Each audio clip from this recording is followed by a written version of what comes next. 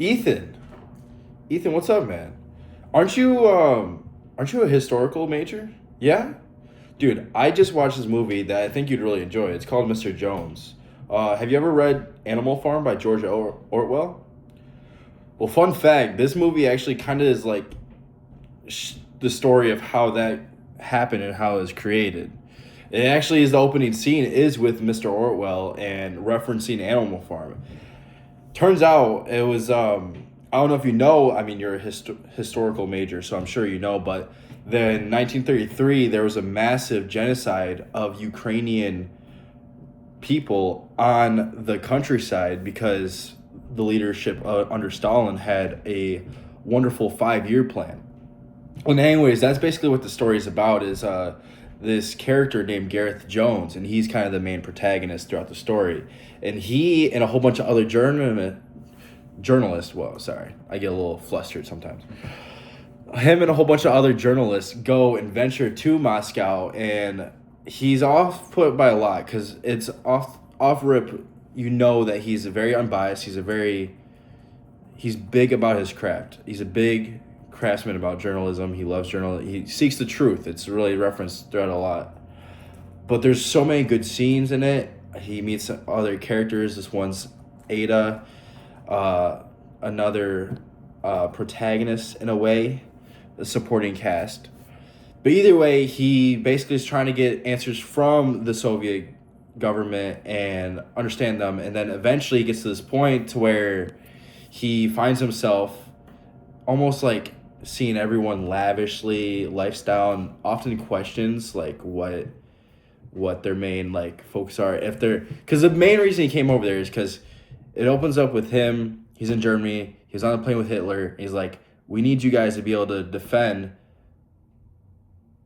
the West Front.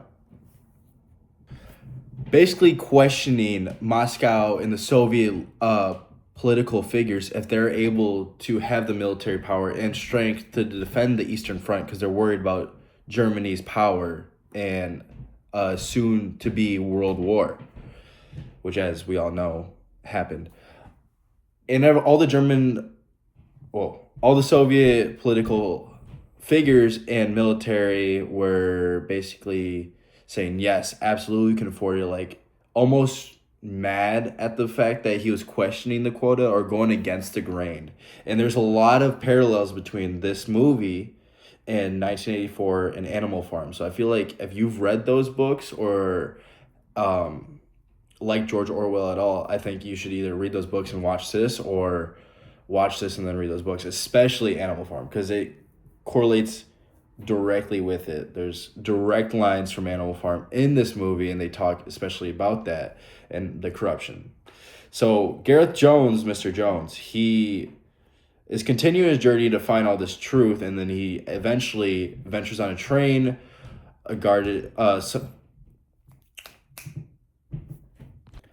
escorted by Soviet leaders.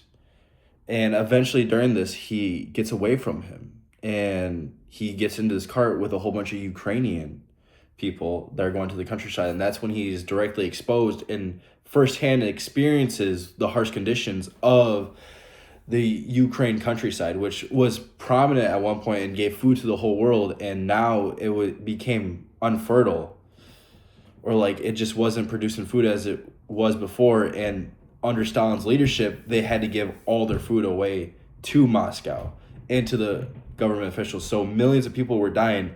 And in the movie, he sees that there's a very powerful scene. He's in this car, whole bunch of people, and he starts eating this orange like nothing's happening. It's all black and white. A very grim movie to say as that. Like it's very like the lighting's very dark, the angle, the camera makes it like the government's always kind of watching you.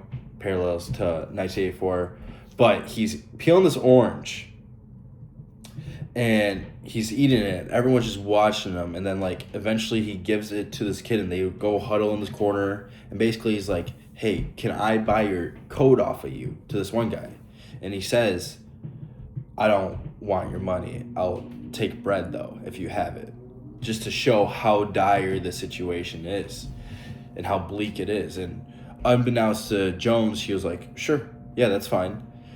and eventually gets there. And shortly after this scene, we see the situation in Ukraine with under the Soviet regime, because he gets off the train and there's literally a dead body on the ground, and the sound is so silent you can only hear steps, and no one even cares to notice the body because it's so common at that age.